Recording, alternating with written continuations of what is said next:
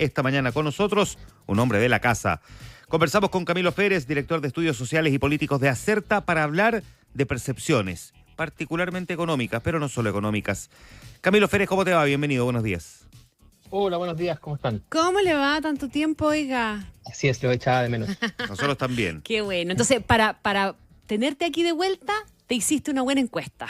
Así es, así es. Esto es una excusa que Eso, ¿cierto? Junto con el equipo de Descifra para poder estar con ustedes esta mañana. Oye, una encuesta que hemos visto publicada en dos tandas, Camilo, una que tiene que ver con percepciones económicas fundamentalmente y cuánto la falta de acuerdos políticos y los temas de la permisología son los percibidos como las principales grandes trabas para la recuperación económica del país, pero también con una derivada política interesante y que me recuerda un poquitito a las razones que pudieron haber tenido los estadounidenses para traer de vuelta a Donald Trump, ¿verdad? Que son fundamentalmente las económicas. Hoy día las razones económicas pueden de alguna manera también jugar un rol muy preponderante en la elección presidencial que se nos viene ahora. Y una de las preguntas de la encuesta tiene que ver con cuáles de los candidatos son los que garantizan o la gente asocia a un mayor crecimiento económico. Sí. Mira, la idea de hacer esta encuesta guarda precisamente relación con eso, con el año electoral, con cuál es el clima de opinión que está dominando la escena en distintas materias, y con esta, podríamos decir, reinstalación de la discusión sobre el crecimiento. Ustedes probablemente son muy jóvenes, ¿cierto? Pero hasta hace muy poco el crecimiento había estado un poco lejos de la retórica política. No estaba dentro de los objetivos principales, no estaba dentro de las principales promesas. Sin embargo, llevamos por lo menos un par de años en que consistentemente distintos actores, muchos en estos mismos micrófonos de la radio y de manera insistente, nos vienen advirtiendo sobre que el maná no cae del cielo, que Chile, claro, discusiones más, discusiones menos, digamos, en estas métricas sobre las distintas presidencias, lleva tranquilamente de 10 a 15 años, dependiendo de quién ponga el corte, digamos, sin hacer ningún tipo de gestión política pro crecimiento, y por lo tanto no es raro, ¿cierto?, que hoy día en lo fundamental no tengamos de a dónde repartir, más allá de que la consigna sea repartir, no haya de a dónde repartir. Uh-huh. Entonces, es en este contexto, ¿cierto?, que salimos a preguntar con Descifra sobre cuáles son las percepciones que hay sobre este tema, y el vínculo entre el crecimiento y la acción política. Y resulta que son bastante sorprendentes, no sé si sorprendentes, pero son interesantes las respuestas de las personas. Lo primero, ¿cierto?, es que hay una expectativa ambiente. Cuando tú le preguntas a las personas cómo va a ser el próximo año, las opiniones se dividen en tercios, entre los que son optimistas, los que son pesimistas y los que creen que las cosas van a estar igual, aunque ligeramente más alta es la percepción de que van a estar peor que el año anterior. Uh-huh. Pero cuando les preguntas sobre si es que creen que se puede volver a crecer a tasas del 5%, el optimismo se dispara bastante. Entonces hay como una tensa calma, digamos, y una expectativa de que... Claro, no es que estemos condenados. Exactamente. Y lo que tú mencionaste en tu pregunta también es muy significativo. Es decir, cuando uno le pregunta a las personas cuál es el factor que más incide en la dificultad que tiene el país de volver a crecer a tasas sostenidas, no hay dos opiniones. O sea, y la opinión mayoritaria es que el principal obstáculo para el crecimiento en tasas del 5% es el desacuerdo entre los políticos para encontrar o impulsar medidas pro crecimiento. Hay un 51% de los encuestados que se inclina por esa pregunta. Entonces, es significativo, hay una expectativa, hay un culpable también, y obviamente también hay ciertos imaginarios que también me gustaría que pudiéramos conversar, que me parecen relevantes de esta encuesta. Antes de los imaginarios, un puntito nomás, solamente para la relevancia que parece darle la gente a los acuerdos. Estoy pensando en la aprobación que tiene también, por ejemplo, la reforma de pensiones a nivel de la ciudadanía, a pesar de que no se condice, como han hecho ver algunos republicanos, ¿verdad? Esta cuestión, me están leseando con las encuestas, que la gente decía en las encuestas que todos querían que los 6 puntos fueran a su capitalización individual o a sus cuentas individuales, y ahora el 70%, 68% dice que le gusta el acuerdo y que lo aprueba hoy día. Pero es que la gente está siendo capaz de percibir que esto es lo que se logra con un acuerdo, y que es lo mejor que se puede lograr, y bienvenido al acuerdo, digamos. Así es. No te quiero llevar al tema de las pensiones, sino a la percepción y a la necesidad que la gente siente y cómo premia finalmente el que se lleguen a esos acuerdos. Totalmente. Bueno, aquí quiero que volvamos a algo que antes lo decíamos como mantra, digamos, y también lo hemos dejado un poquitito de lado. El poder de estos espacios, de estas conversaciones, de estos micrófonos. Porque, claro, está el acuerdo como un factor principal, le sigue inmediatamente la excesiva burocracia y la permisología. Claro. Y si uno piensa, en realidad, y hace la revisión, es probable que sean ambos elementos que han estado más presentes en estas conversaciones, en las conversaciones de los medios de comunicación, como los responsables del problema del estancamiento. Es decir, no son palabras que se hayan instalado por sí solas, no son ideas que se hayan instalado por sí solas, sino que en la mayoría de los casos son parte de la conversación que lleva tranquilamente un año. Cuando hemos conversado sobre reformas políticas, cuando hemos conversado, ¿cierto?, sobre precisamente la necesidad de terminar con la fragmentación, siempre se hace una patita sobre cuáles son los efectos de la falta de acuerdo. Entonces yo creo que aquí, de alguna manera, es el éxito de la instalación de un cierto diagnóstico que tiene el entendimiento político y las políticas asociadas, y al mismo tiempo a la agilización de los trámites por parte del Estado como los grandes responsables de ralentizar el crecimiento. Y la gente lo está reconociendo. Y lo ponen en primer lugar, en segundo lugar, y en otras preguntas, cuando tú haces en la encuesta, ¿cierto?, la pregunta sobre cuáles son las medidas que se deben impulsar, vuelven a aparecer, por un lado, estas materias, es decir, desregulaciones en algunos casos, bajas de impuestos en otros, eso es bien interesante, un pequeño momento Milei, digamos, del electorado, y también otro que es un gran olvidado, que es este imaginario como industrial, el fomento, medidas que fomenten el desarrollo industrial, la inversión extranjera y una gran inversión en infraestructura que aparece segunda en términos de un empate técnico, ¿cierto?, como las medidas que la gente le está pidiendo a los candidatos. Es decir, por así, es como bien noventero, ¿no? Como imaginario cultural. Y yo creo que la conversación desde hace algún tiempo también es un poco evocativa, es algo noventera. Entonces, hay conexión en ambas cosas. Ya, es bien interesante esto. Déjame preguntarte entonces, siguiendo esta primera mirada, ¿no?, de esta encuesta, si tenemos un porcentaje casi prácticamente 6 de cada 10 que cree que Chile sí puede volver a crecer en los próximos años al ritmo en torno al 4%, y al mismo tiempo vinculan la falta de crecimiento a la responsabilidad del gobierno, que hay quienes piensan que el clima político es el que nos afecta, que incluso puede ser peor que el año anterior, pero de todas formas hay un porcentaje de chilenos que piensa que Chile sí puede volver a crecer, lo asocia inevitablemente, por lo tanto, a un sector político determinado, ¿no?, que en este caso es el de Evelyn Matei. Completamente. Cuando nosotros hacemos la pregunta sobre los candidatos que están, hay varias preguntas que tienen como estas bajadas de rostros políticos, ¿cierto? Lo primero, no quiero eludir tu pregunta, Juan Manuel. No, está bien. Efectivamente, Evelyn Matei es la que sale por lejos como la candidata más percibida con mayor compromiso o con mayor asociación a el crecimiento, ¿ya?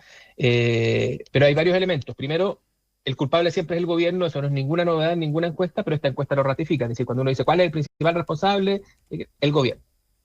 Y hay un gabinete que este gobierno creó, ¿cierto?, que es el Gabinete Pro Crecimiento, y nosotros preguntamos por la asociación que tienen las figuras de ese gabinete con el compromiso con impulsar el crecimiento. Y la verdad es que salen todos con nota roja. Se salva raspando, podría ser un 4,94, y le vamos a dar la décima, ¿cierto?, al ministro Marcel, que obtiene proporciones similares en la percepción de las personas sobre su compromiso, alto, moderado y bajo, porque se preguntó en 3 niveles.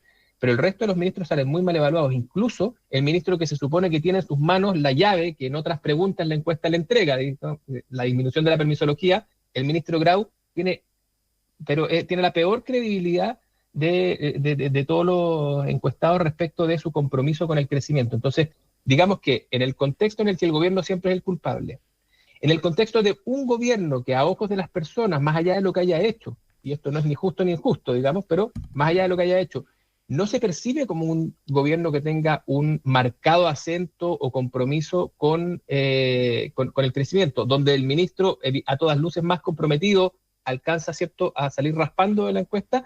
Además, los candidatos de oposición son los que salen mejor parados desde la perspectiva de lo que la gente cree es el compromiso o la asociación, ¿cierto?, con el crecimiento. 38% cree que es Evelyn Matei. Le siguen José Antonio Kast y aparece Michelle Bachelet, fíjese, junto con José Antonio Kast, pero harto más atrás que Evelyn Matei, con un 15%, y emerge la figura de la que todos están hablando en estas últimas semanas, Johannes Kaiser, también con un 14% de compromiso. Así más o menos el ranking de políticos respecto del crecimiento. Ahora, ¿qué es lo que la gente le pide a los candidatos para una próxima elección? En materia de crecimiento, esto es lo que yo les comentaba antes, que me parece súper interesante, el 47% de los encuestados le pide disminuir las trabas burocráticas para acelerar los proyectos de inversión. El 34% le pide generar incentivos para atraer inversión extranjera, ¿ya? Y el 10% le pide bajar los impuestos. Esas deberían ser las medidas prioritarias de un gobierno o del gobierno para hacer crecer la economía, de acuerdo a las personas. Ahora, no deja de llamarme la atención porque si uno hiciera una separación, pero hay un lunar aquí que es el que me hace ruido, que es el de Michelle Bachelet. En la lógica que siempre se ha tenido, ¿verdad?, en respecto de que es la derecha la que garantiza más el crecimiento económico y no la izquierda, por lógica, por contraposición. Aquí aparece una Michelle Bachelet igualada a José Antonio Kast e incluso Johannes Kaiser prácticamente en ser una de las candidatas a las que se asocia con un mayor crecimiento económico, cuando hoy día buena parte del debate se ha centrado en que estamos pagando el costo de las malas decisiones que se tomaron en materia económica e impositiva y de alguna reforma durante el segundo gobierno de Michelle Bachelet. Sí, ¿Sigue siendo de teflón Bachelet o qué? Sí, está permeado. Bueno, digamos que cuando uno pregunta por asociación hacia candidatos, no puede dejar de lado las preferencias de las personas en esa pregunta. Es decir, uno tiende a encontrar a su candidato mejor que el resto, más allá del atributo del cual se esté preguntando. Por lo tanto, yo creo que aquí lo que pasa mucho, digamos, es que un electorado que no está dispuesto a encontrarle nada bueno, por así decirlo, a Evelyn Matei, tiene en la figura de Bachelet probablemente de las preguntas, de las personas que están hoy día en la pregunta, a el nombre más consolidado como un candidato de su propio sector, ¿ya? Entonces no debiéramos descontarle esos números a la pregunta. Lo segundo es que cuando hicimos otra pregunta, que es ¿qué se le pediría a los candidatos? Antes era que se le pedía a los gobiernos, ¿qué se le pide a los candidatos que tengan en sus programas como prioridades para el tema de crecimiento? Hay, o cuáles son las industrias que debieran impulsar, por así decirlo, cuáles son las medidas que ellos debiesen como apalancar. Hay obviamente una gran demanda porque se apalanque a la minería, que nosotros nos han enseñado desde chiquitito que es la viga maestra y todo. Claro. Hay una demanda muy fuerte por energías renovables, solares, eólicas y otras. La gente tiene mucha expectativa en que el crecimiento de Chile puede estar vinculado al desarrollo de este tipo de energías, hidrógeno verde y otros. Y hay también una demanda muy importante por infraestructura, carreteras, puertos. ¿Por qué te digo esto? Porque entre las personas que eligen a los candidatos de centro-izquierda de la lista, es mucho más fuerte la demanda, cuando hacemos el cruce, es mucho más fuerte la demanda por infraestructura, es decir, esta idea del impulso de la infraestructura pública como un motor del desarrollo, mientras que en los que se están inclinando por candidatos de derecha es mucho más fuerte la rebaja de impuestos como factor, como demanda. Entonces, ya se están perfilando de alguna manera también ciertas recetas del electorado sobre cuáles van a ser los mecanismos para impulsar el crecimiento en Chile.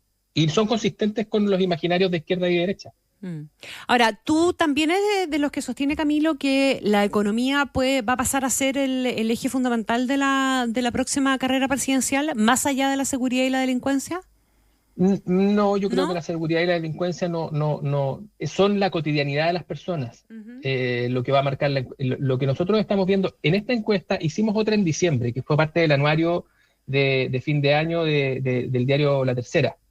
Y en esa encuesta había una cuestión consistente con esta también. A ver. Que es que con la misma fuerza con la que hoy día emergen estos temas de crecimiento, con la presencia irrestricta que tienen en todas las encuestas los temas de seguridad, aparecen muchos temas vinculados al ámbito laboral y por lo tanto a la cotidianidad, a la economía personal, ¿cierto? Fíjate que en esa encuesta, cuando preguntábamos por las reformas, que más valoraba la gente de este gobierno, las 3 primeras eran laborales. Era el sueldo mínimo, era las 40 horas, digamos, y por lo tanto, desde esa perspectiva, la gente estaba diciendo algo bien concreto. En esta, cuando tú le preguntas a las personas, por ejemplo, cuáles son las medidas que tienen que tomar ahora ya no los gobiernos, sino que las empresas para mejorar su reputación, tienes todo el catálogo de lo políticamente correcto. Medio ambiente, equidad de género, Claro. están todas ahí disponibles. Y sin embargo lideran indiscutidamente las preguntas que tienen que ver con la vida laboral. Es decir, con el bienestar de los trabajadores y con la capacitación de los trabajadores. Entonces, ¿qué quiero decir con esto? Sí, la economía va a ser central, pero yo ampliaría un poquitito el scope en este caso. Sino es la vida cotidiana, la vida material cotidiana de las personas, que está cruzada por los fenómenos de delincuencia y que está cruzada también por los fenómenos de una economía con la que no se llega a fin de mes. Aquí entran los precios de las cosas, la inflación y otros, ¿cierto? Y entran, obviamente, estos imaginarios de los que estábamos hablando, la idea de que el país vuelve a mirar con expectativa de que un país que crece es un país que le puede dar oportunidades, mientras que uno que no crece no se las puede dar. Y por lo tanto esas urgencias yo creo que están empezando a configurar el mapa o el catálogo de temas para la próxima elección. Ya, ahora, de todas maneras pareciera que hay un sector político o algunos personajes al menos que están haciendo la lectura de que el tema que más rinde en términos electorales es el de la delincuencia, más allá de si efectivamente es el que en lo cotidiano le preocupa más a las personas.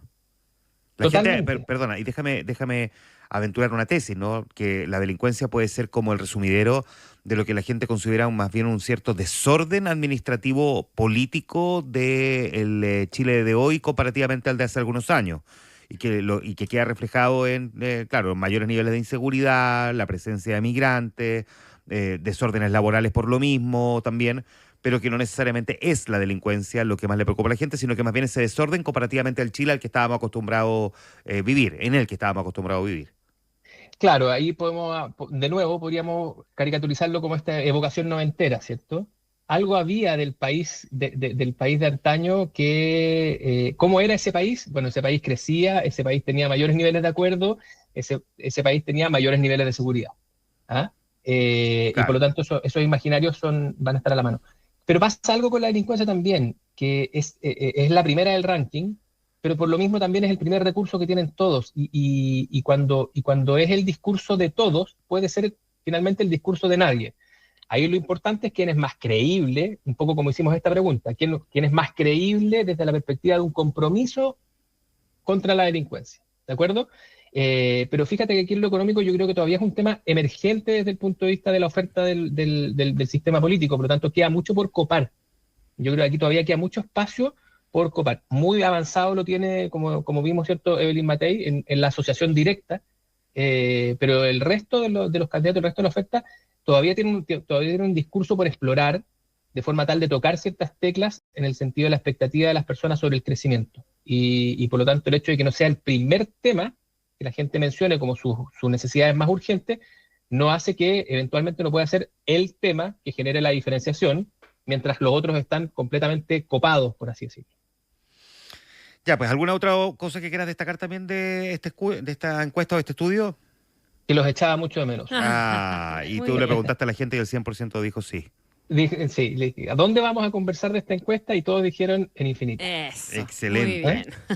Gracias, Camilo. Un abrazo. Un abrazo, querido. Que estén muy bien. Chao. Chao.